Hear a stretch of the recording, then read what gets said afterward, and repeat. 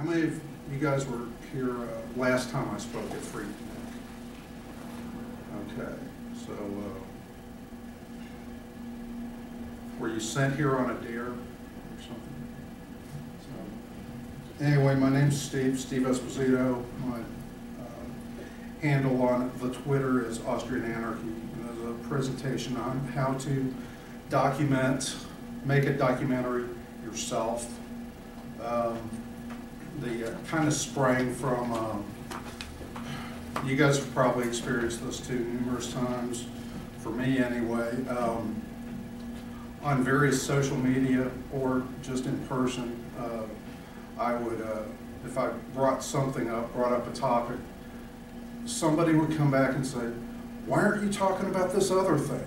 Well, you've got the same web space and access I do, you can talk about it all day. Do it yourself. So, so there's not any excuse anymore that when you see something presented badly or see something that's not documented well, for you to go out there and make a rebuttal and do it in a quality manner without spending loads and loads of money on it. The oh, forgot.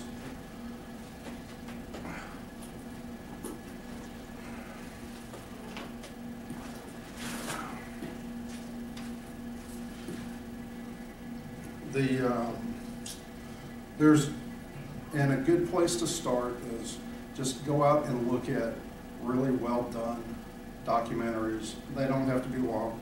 Are you guys familiar with this Gamergate stuff? Yeah. Okay. I'm still pretty clueless on it. But there's somebody who's seems to be, whether he knows it or not, he's documenting it on YouTube. Sargon of Akkad. You guys watch it? Watch his blog or anything? Really good. It's on YouTube. He blogs almost every day. That's something I don't do. I rarely put anything up. I'm working on something that's kind of complicated. You'll see a little bit of it later. But that also seems to be a key thing for developing a large audience is blog every day, whether it's any good, whether you think it's any good or not. And that's another thing that a lot of us, especially me, put something together and you think it's just horrible and you put it up and a lot of people like it. And then you go back and you try to fix what you thought was horrible and it doesn't get as many views as the original thing. So you can't second guess the public on taste, but you can make sure that what you present is factual. I'll tell you the name of one guy who does a wide variety of really good stuff, a director by the name of Brett Morgan. He did a couple of documentaries. Well, they're not all documentaries. There's one film he did called The Kid Stays in the Picture. It's the autobiography of Robert Evans. He was a he is a Hollywood film guy. That's not a documentary. That's not a biography. It's not objective. The subject of the film is the person who wrote the thing, essentially. I think they had a different screenwriter adapt the book. Chicago 10, which I played a little bit of footage from there. It's also a Brett Morgan thing. He documented the Chicago 8/Chicago 7 trials of Abby Hoffman and others.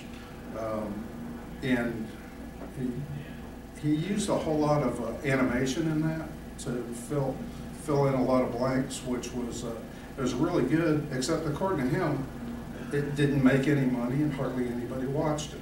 So, but you can probably get a copy of it from your library for free and borrow it and watch it.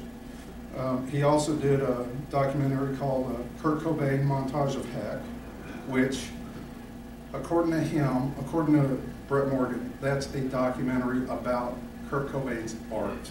It's not really a documentary, and that's the first card on the screen when the movie starts. It says it's a documentary about his art. It got a lot of criticism for things that were portrayed in there, But as far as I can recall, all the criticism was from stuff that Cobain said in interviews himself, and it was put into the documentary. Thing was, it wasn't qualified as that they couldn't verify various things. It was like a young girl that he had sex with and stuff that some of his friends from his high school days doubted and would have known about. But now, one that is hands down, absolutely no doubt, a documentary, and it's unnarrated, and it is the documentary to study. If you want to do something that's all other people's footage and absolutely no narration, is called June 17th, 1994. It's on ESPN 30 for 30 documentary series, and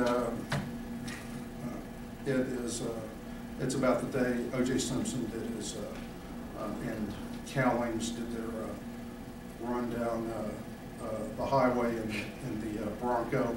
It was about everything that happened that day, but it was done in 1 hour. It covers the entire day, and it's really, really good, a good thing to study.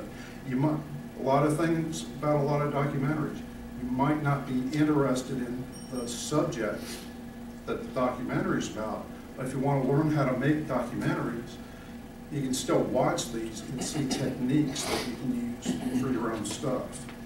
You don't have to go to film school and this is easy enough to Google directors, no film school. Come up with Quentin Tarantino, Alfred Hitchcock, and dozens of other people. Now, Tarantino worked as an actor before he became a director, but he says he learned most of his directing and editing from working in a video store and just being a student of movies. Alfred Hitchcock and his wife worked for a movie studio, and back in the pre-sound days, I think, and his wife was an editor. And back then, that title was called film cutter, I believe. You also get weird stuff comes up, like there's a documentary of a Holocaust movie that Alfred Hitchcock worked on called Night Will Fall, and it's a documentary about making a documentary that the British and the United States government shelved. And for years, it just came out recently, called German Concentration Camps Factual Study. It was played on PBS, or no, I think that's on HBO. Anyway, wherever it is, there's a free place to find it too. I'm not going to give too many details on that. But there's this weird rumor going around that Alfred Hitchcock didn't want it shown because because it was so graphic that it would lose the effect of talking about how bad the atrocities of the Germans were during World War II.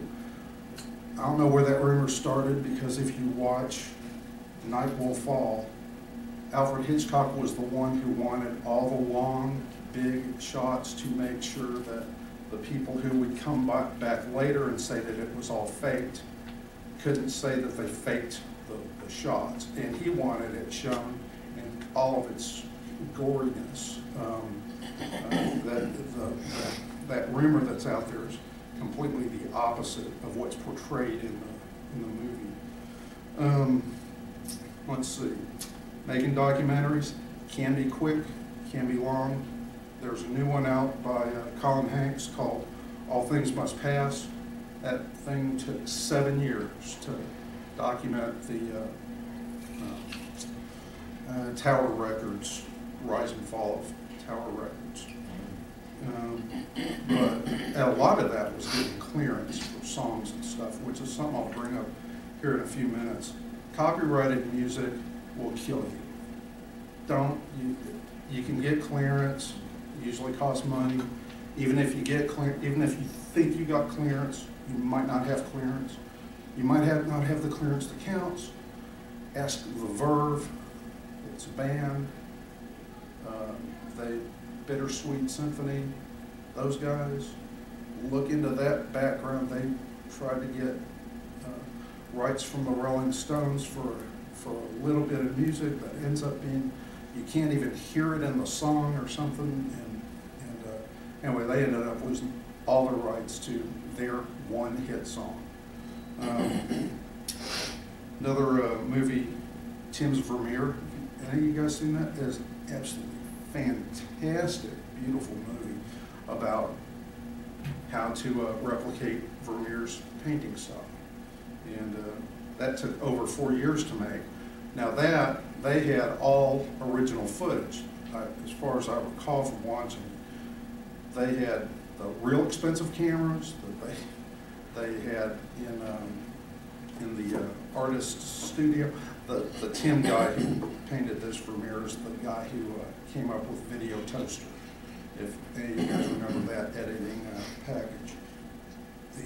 Anyway, it goes from the beginning of his idea to making the apparatus to doing the entire painting and noticing where he went wrong, where he went bad, whatever. And it's really, and I think Penn Jillette said that they did. It was directed by Teller, and it was produced by Penn Jillette. And I think Penn Jillette said it took, they had over 25,000 hours of footage. They had every stroke on the painting shot from at least 4 angles, and using those fancy pants, expensive red cameras, and which you don't need if you get good light. You can use the black camera, and you don't need any of that anyway. You can go out and shoot your own footage with your iPhone and save some money. Anyway, let me get on to the meat of this. That is my car.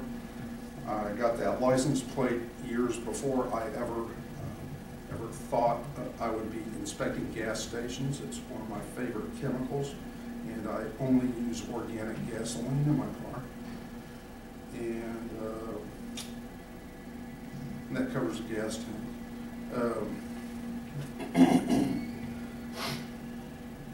I'm going to show you the intro that I made, and later on we'll dissect it if I have time, and see just how this was done free.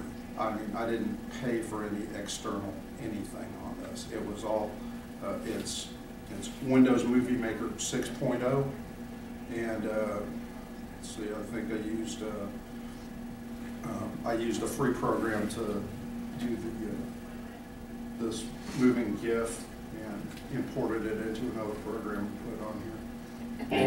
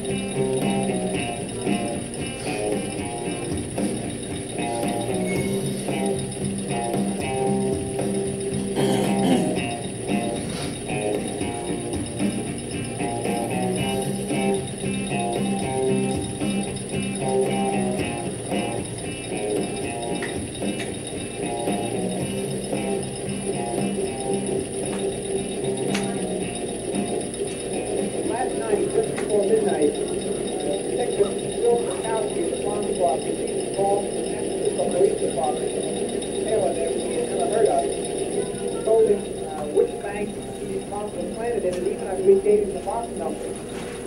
At this point, there's a couple of, it isn't a bank because the vaults were locked until 8:30 this morning. But all of these boxes are supposed to be in the name of Christopher Charles Moore.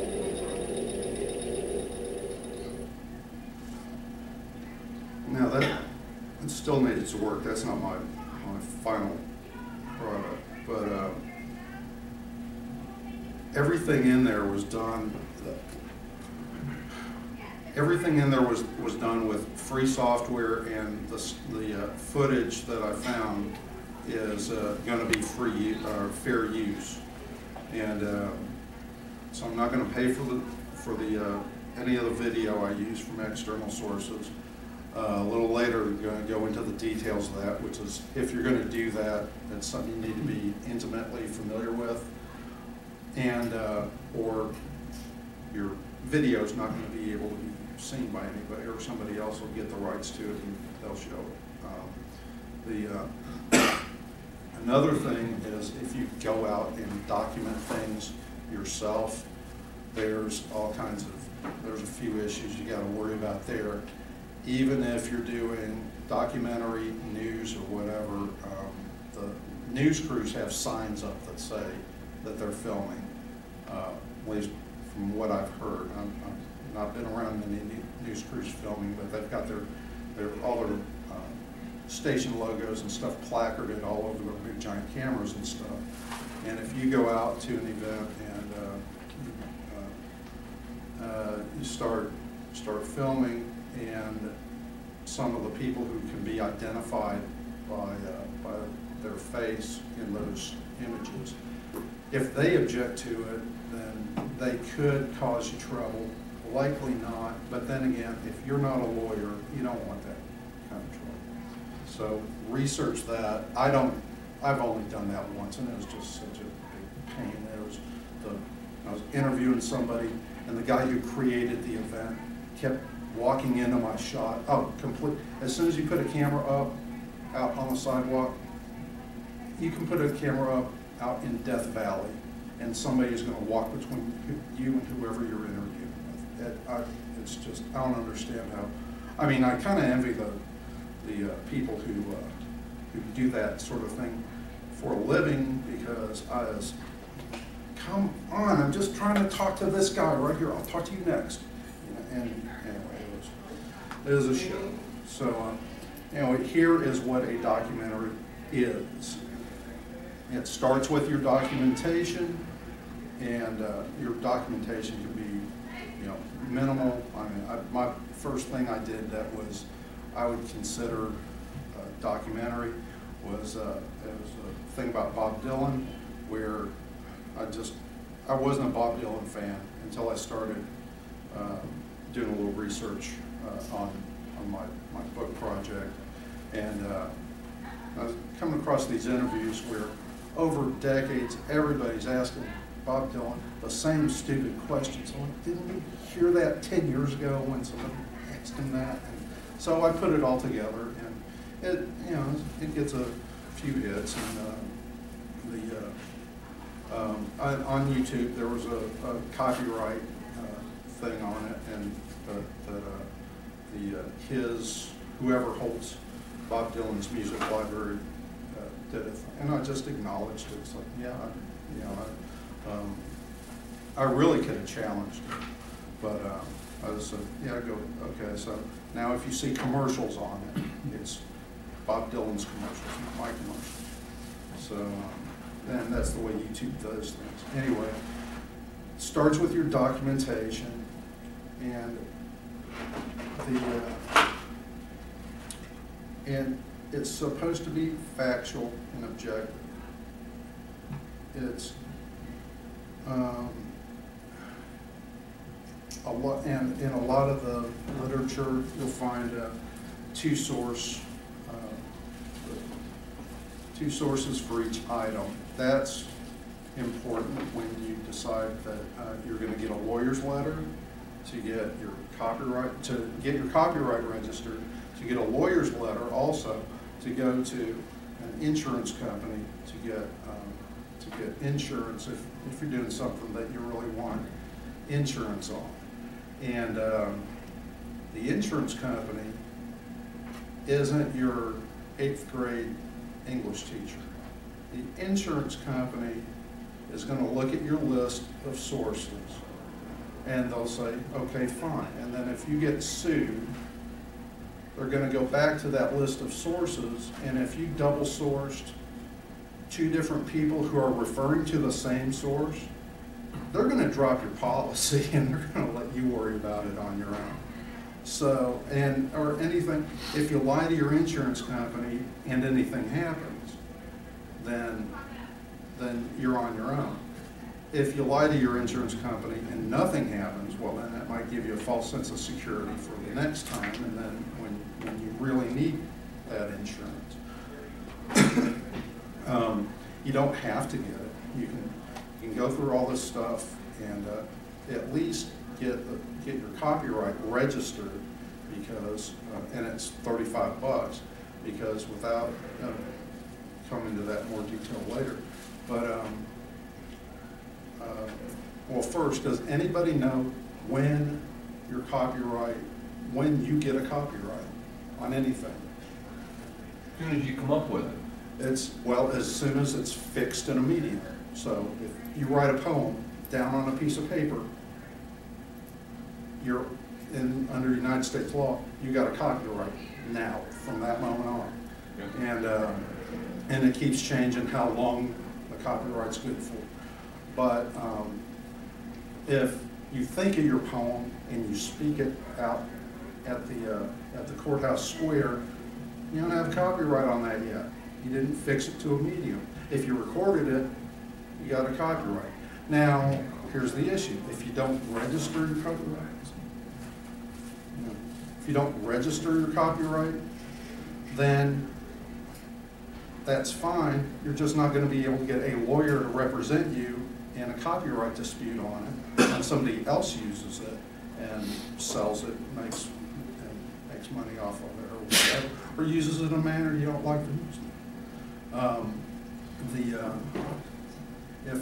If you do that, and that's all based on if you don't have a registered copyright, the lawyer's not going to take it, because as far as the courts are concerned, your case is now too big of a hill to climb for them to probably deal with.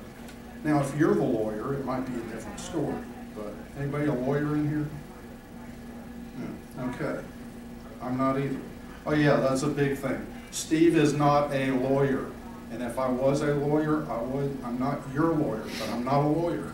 So this isn't legal advice. This is just observations I've been making trying to go through this, because my project's a long project. I'm going to get a copyright on it, and I'm on the script and on the book, and it's it's going to be presented for free in low def, and it's going to be a paid DVD or download in high def. So I want to make sure I protect all that, because I'm not spending a couple hundred. I'm cheap. I'm not spending a couple $100 and then have somebody else take my work away from me. Or have somebody else prevent me from giving it away for free. So on the one thing on double sourcing, if you've got original, and they don't, the lawyer types don't really seem to bring this out very well. If you've got, like in the video I just showed, they're interviewing a guy from New York City Police Department, spokesperson, and that is actual. That's an actual representation of what he said. I don't have to have a second source to say that so-and-so, and he's a good writer too. He went on to be a freelance writer, but you don't have to have a second source for that. But if I'm going to say in narration, I came to PhreakNIC and then say something about the videographer, and I'm going to have some second source besides, two sources besides me, to agree that the videographer did something, did whatever it was. I don't know, it's hard for me to come up with stuff like that, because most of my documentation is direct from FBI records and multiple newspaper sources. One of the things, like on the project I'm working on the time bomber project, the multiple newspaper sources, like I said earlier, they could be referring to the same source. So I can't really use a Chicago Tribune and a Chicago Sun-Times article that are both talking to the same guy as separate sources. I can refer to all of them in a bunch and say, all of these talk to this guy and they all got the same story from something like that, but I can't use that as dual sourcing. Michael Donaldson, I use his book on clearance and copyright as the title. It's in the 4th or 5th edition right now. He's a guy that has a lot of videos out on YouTube. He and his law and writing partner do, and that's a really good place to get familiar with clearance and copyright and what you can do and what you can't do. And he has the quote, if you can quote it, you can show it, and that's pretty recent actually. He was saying that it was just last year, 2014, that they got the insurance underwriters to accept fair usage of video, which is essentially uncleared, didn't ask anybody's permission to use the other people's work in your larger project. Okay. I'm a big proponent of using dictionaries. If you go to Wikipedia and look at the Weatherman, Weather Underground webpage, that starts off with, there's this big, tedious preamble about scholars can't agree on what terrorism is. Well, the dictionaries agree about what terrorism is, and the Weathermen were terrorists according to the dictionary. In Wikipedia, which I'm going to have a whole different thing about Wikipedia here in a minute. I'm a big proponent of Wikipedia, but as all the Wikipedians will tell you, Wikipedia is not a source unto itself. So just because Wikipedia has a big editor's argument about what terrorism is, doesn't mean you have to. Just go to a dictionary. If you want to know what words, if you're talking about something that happened in the 1950s, by all means, yank Merriam-Webster's dictionary from before 1961, and it will give you what that word was supposed to mean, how everybody was supposed to be using it. American Heritage Dictionary does that currently. Since 1961, Merriam-Webster and the Oxford English Dictionary has done this. It's fabulous. It's my favorite dictionary. It gives you the whole history of words and how they've been used through different times. Oh, by the way, on that terrorism thing, Thomas Jefferson used terrorism as an act of state against the violent acts of state against the civilian population.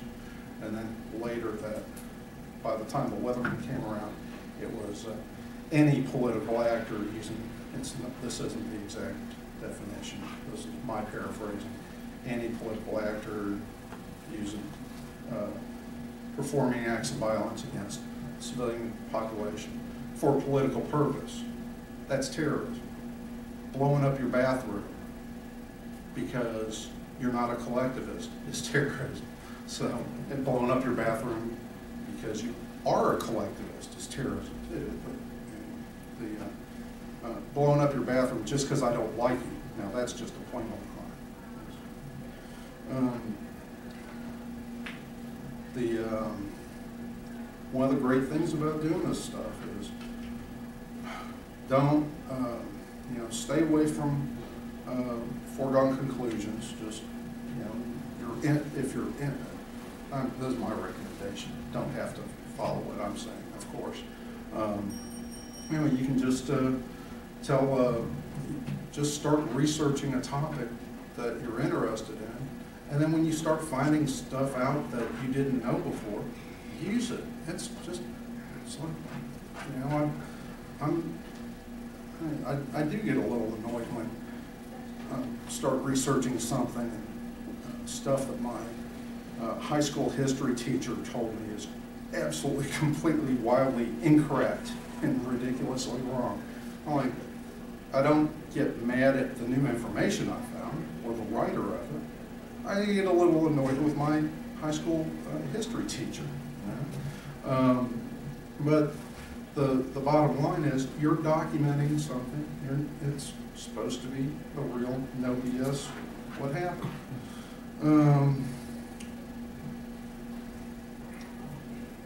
If you have to start qualifying, like for example, the Kurt Cobain montage of heck, I really don't count that myself as a documentary. Brett Morgan says it's a documentary about his art, and I was like, well, okay, that's a nice story. It falls a little bit shy of real documentary. June 17th, 1994, that is absolutely a wonderful documentary that any documentarian should at least study, even if you don't like sports. Chicago 10, same thing.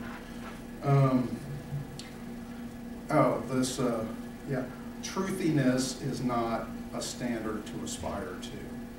This, I have not seen this new Robert Redford movie yet, but your sources, if you don't verify your sources, it's on you, because you have to understand everybody else out there has, number one, everybody's memory sucks. Everybody's memory sucks. Number two, everybody has their own reasons for doing things. They're not going to be it's going to be incredibly bizarre if the person next to you or your twin has the exact same motivations and biases that you do. It just doesn't happen. So you have to evaluate all this stuff, and I'm going to show an example of that in a minute. What's the Wikipedia example? This is all that stuff, all the different varieties of documentary style that they teach in film school. And if you're going to go to film school, you need to learn them. If not, just go and make your movie. Documentary versus propaganda. I'm not here to tell people how to be a propagandist, because nobody needs to be encouraged to do that. Everybody has an opinion. Everybody has their own politics. They do it every day. They don't need help. It's more power to them. They go work for Vox or National Review if they're really mouthy enough for it, and get a lot of people to read their stuff. Don't have to. This isn't about that. This is about being the librarian, not being the person on CNBC and CNN and Fox. Okay, these are the slides about why it's important to get a copyright for your work. Oh, something I almost forgot. Trademark. You cannot get a valid trademark for a movie or a book or a title. You can trademark a series. So what I'm probably going to do is try to get a trademark for my series about 70s bombing incidents. And because I think I've got enough stuff now to do at least 2, which that's a series to me, and maybe get a trademark on that. There are some movies that did get granted trademarks, and it's covered in the book I mentioned earlier. But those seem to be anomalies. Seems to be, in my opinion, imagine that a bureaucrat made an error, and they got granted trademarks. Now, if those trademarks get challenged, I seriously doubt that they're going to stand up. But remember, Steve is not a lawyer, so I'm not a judge either. If you're going to do something long like what I'm doing, if you do it from somebody else's book, you need to get their permission to do it from their book. So write your own book.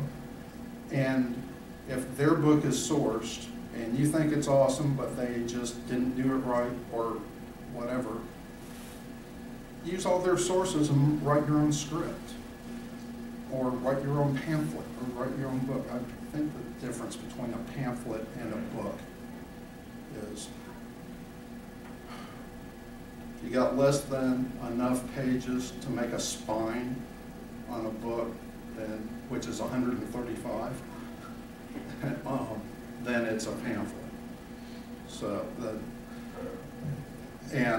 that's I read that in some kind of book industry stuff. So I don't know if that's how accurate that is. That's why you should look up anything I say instead of just believing me. That's what I'm trying to tell everybody. Okay, scripting software is something that keeps just going.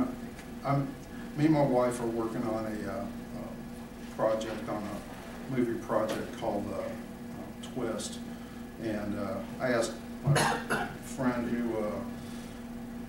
what software he uses. He uses Celtics.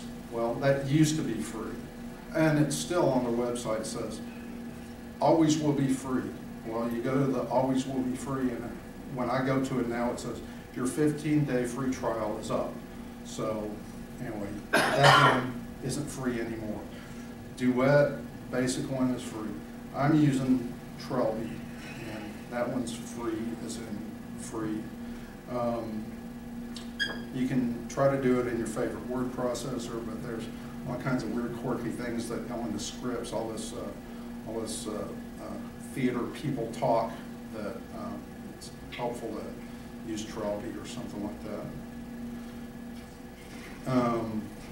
And you know, there's probably going to be something else out there that's free today that wasn't free yesterday, or it's new. And there's other things that were free yesterday that aren't free anymore now.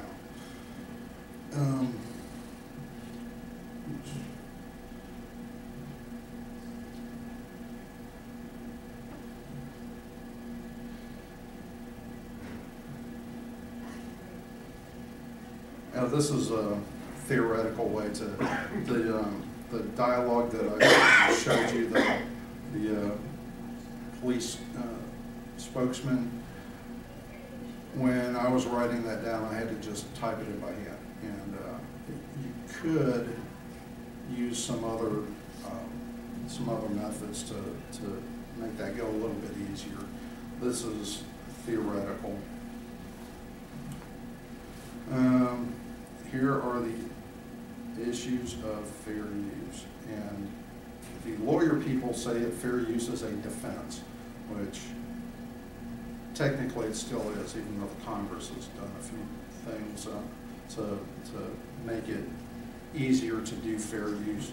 But the thing with it is, if you've hit all the proper items in fair use, then you're probably not going to be bothered by, or if you get bothered by anybody who is a copyright holder of material that you're using, you're probably not going to be bothered by them for long. And then again, you might have somebody who's really tenacious and wants you to stop, and they'll just bug you forever. Your lawyer needs to look at it. Is there somebody coming in behind me? Yeah. Oh, I'll hurry up. These are the points of fair use. So, and these slides will be up. Also, this video ought to be up soon, tonight or tomorrow. My copy of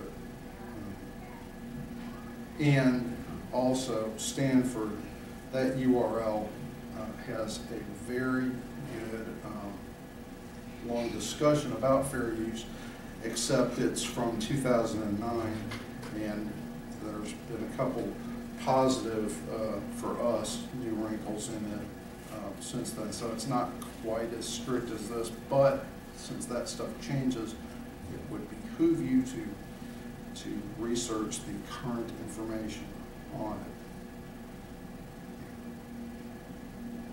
it. Transformative use, for example, in a different edit of that same opening that I showed you for my project, I went to, Google Earth Google Earth Pro is free now, but you gotta get the license, and it's a free license, and you can use it in your projects as long as you don't mess with their copyright logos and stuff. That just happened last year, I think.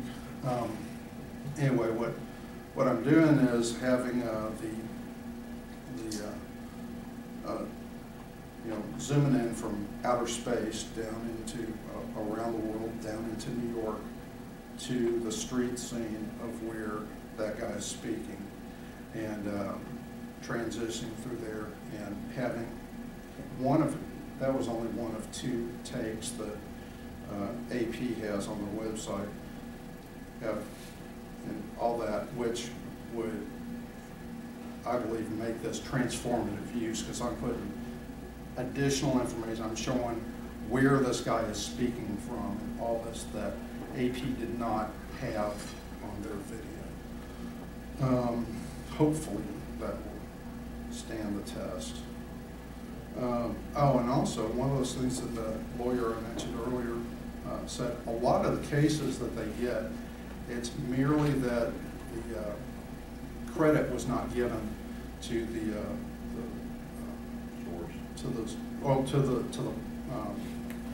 material that was used. So, like, what I'm going to have later in an edit on that is up in the upper right-hand corner, like you'll see when I play the 60 minutes thing, if I get to. It'll have the year, copyright logo of the year, and the source of the information on it, which that apparently that gets rid of a whole lot of the complaints as soon as you just go ahead and acknowledge them, which there's, I don't see why one wouldn't do that, because I don't want people thinking I went back to 1972 and filmed somebody myself.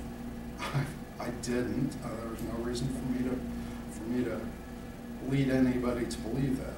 And yes, I own the patent to my time machine. Yeah. Oh, yeah, there's a time machine issue coming up.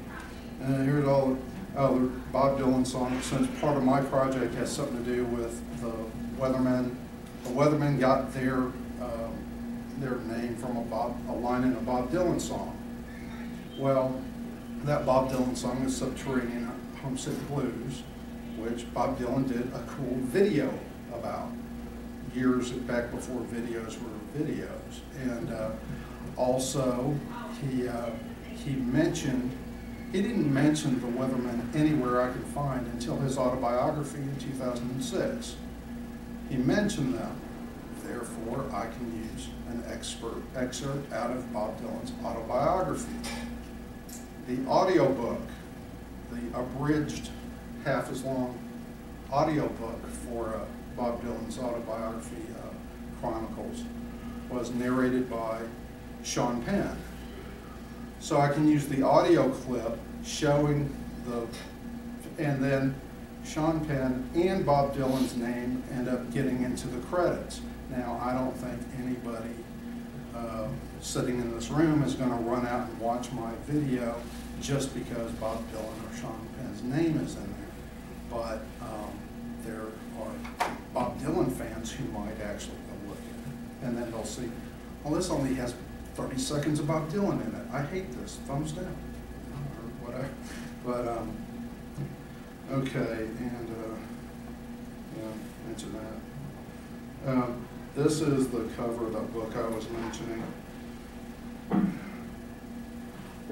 Yeah, when, if you use anybody else in your project, you got to research how to make sure that you're not giving them or you're not protecting your rights, your creative rights. Bad sources. Okay, I don't know if you can, that's hard to read. I'll read this for you. This is on Wikipedia. This is a guy I ended up talking to. I spoke about him the last time I spoke here. This guy's name's Matt Steen. He says he used to be in the Weather Underground. The 60 Minutes said he was in the Weather Underground. And in here it says that this guy did an interview with Dan Rather on 60 Minutes, and that after he did the interview, once he urged all the weathermen to surrender in 1977, it's listed in the footnotes that he says it was in November 1977. And they passed, and it caused all these people to surrender, including Mark Rudd. Mark Rudd is somebody who I have an email, correspond with on email whenever I'm talking about any of this stuff. And I'm thinking, oh, this is a gold mine. This is awesome. And then also, in a later edit, he said that the song Life During Wartime by the Talking Heads, that was inspired by this 60 Minutes interview, and it inspired Jimmy Carter to grant amnesty to all these people, and it has all the, I'm going, you know, that Everything Is Awesome song wasn't even out yet, and I was playing in my head. I was, okay, I like the Talking Heads, I can use them in my movie now, all this stuff, and no. Here is it in its entirety.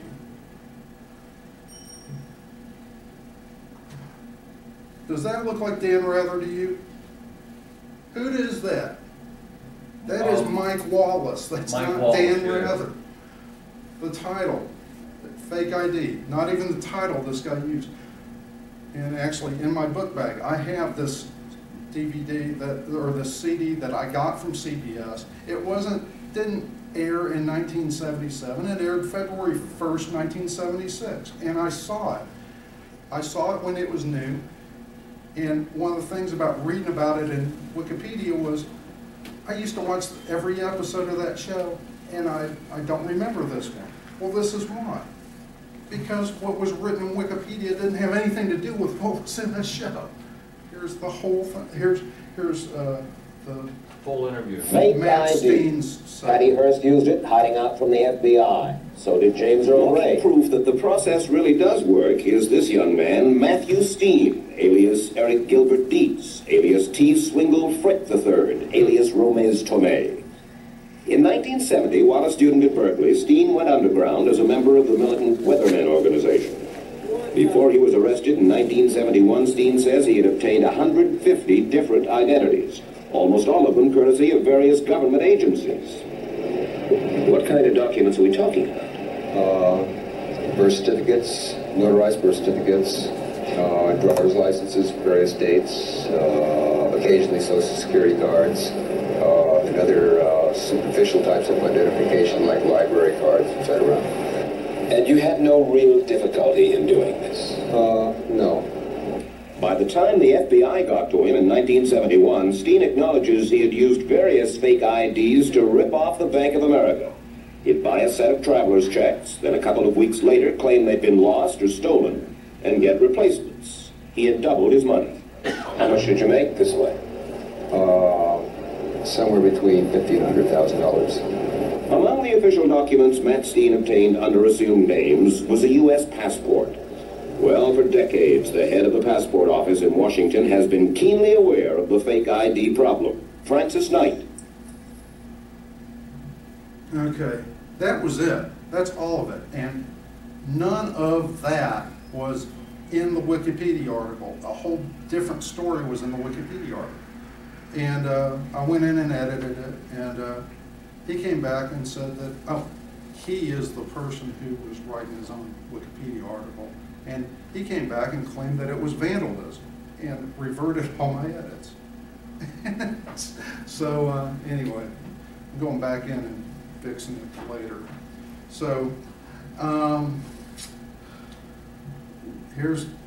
might be the most important thing. This should have made it first, but anyway. Copyrighted music, get it out of the video that you use, if possible. And here's a technique to remove it. I did it with Audacity. There's a couple of different documentaries that I was getting clips from, and they always have music going through. And now having music in your background is important. It doesn't seem like it might be important, but it's going to be the difference. It kind of gives everybody's ears something to do in between words, and it ties things together. But the music in 3 different documentary clips that you have edited right next to each other, their music isn't going to match each other, and it's not going to match what you're doing. So you can get it, you can remove it with Audacity like this, and then you can put your own free to use music in there. And since I'm running out of time, is the next speaker already here? Not yet? Okay. If they even made it at all. I'm going to real quick go through the rest of my slides, and anyway, if anybody wants to collaborate on how to do any of this stuff, by all means contact me, and I'll get together with you, and I'll online and help you do it, walk you through it, from what I know. And my solution is probably not the best solution, it's just a solution, or it might be stuff I have no clue how to do, and I'll let you know that too. Here's where you can get some free music. Freesound.org is really good. Incomtech.com. I didn't use Incomtech on that clip that you saw. I used something else, and that's in the credits. Blender is probably the best overall package to use if your computer has the horsepower for it, and if you're smart enough to use it. Because it was hard for me to learn how to use, and I'm not going to say that I know how to use it yet. Also, these movie people come up with weird names for crap. See that term 2.5D effect? Anybody know what that is? You know when you have a still picture and they did a little bit of movie magic so that when the camera pans it looks like it's a 3D picture, but you can tell it was from a still picture? That's 2.5D. You can do that with combination of Blender and GIMP.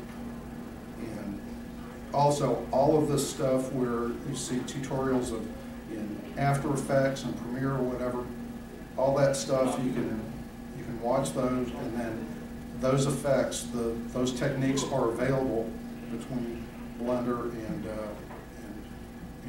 GIMP. Edit stills, Movie Maker 6.0, that's the version that you probably want to get. Oh, it also has a page flip effect that I was going to show that I haven't seen anybody else using anyplace else. It's if you have 2 slides and you want it to look like you flipped a page where one of them was on the next page, it's the only place I found that does that right. Every place else, when you flip the page over, it's the reverse of the page you just flipped. instead of sticking two different pages together. You can probably do that in Blender. I don't know how, but you probably can. Lightworks, that's really good too. As far as you can do picture-in-picture kind of stuff and all that you can't do in the Microsoft products. And let's see, somebody's blog is a tech blog. They were talking about some of these TV shows where you see this document on the screen and then they zoom into it really, really tight. And those guys were thinking, well, that had to be like a 16K image that they're using in their editor, and you need a lot of resources for it. You really don't. One technique you can use is you have an image that looks fine from a distance, and then when you want to zoom in on part of it, you have another image that's high resolution for that portion of, like if you wanted to zoom in on that period and make that period be something, the globe, you can make that period be something super high resolution, then just shrink it down, and then zoom in on that. Everything else gets blurry and that comes out. It's there's, I don't know, that's probably kind of silly, but there's something I noticed that you can do and keep your resources down. All my editing I've been doing on this Toshiba C55T computer that is about 2 years old now.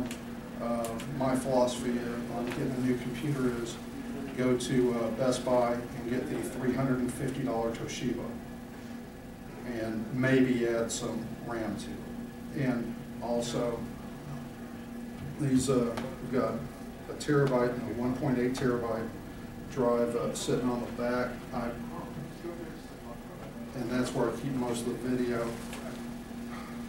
Those are inexpensive, but you gotta be careful with them because if you have them running there and start flopping them around, you're probably gonna break. That camera right there, just bought it, open box at Best Buy, less than $200. It does 60 frames per second, 1080p, and it's 9.2 megapixel still pictures. And if you watch a lot of these film-oriented blogs and vlogs and stuff, they talk about using a Canon, I think it's a D5 or 5D, I don't know. It's like $3,000, and they talk about, like, yeah, just use one of those. I can't just use one of those. That's $3 grand. You know, that's,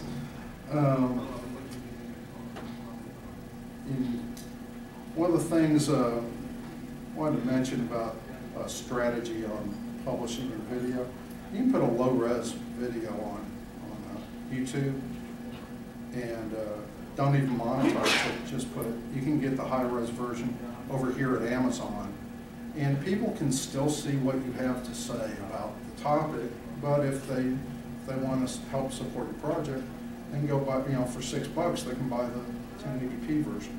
Also, instead, you don't have to have a big giant screen. You can get my camera there has a HD output on it, and what I can do is put the whole thing on the chip in the camera, or on a card, put it in the camera, and take it to a library or someplace that has access to a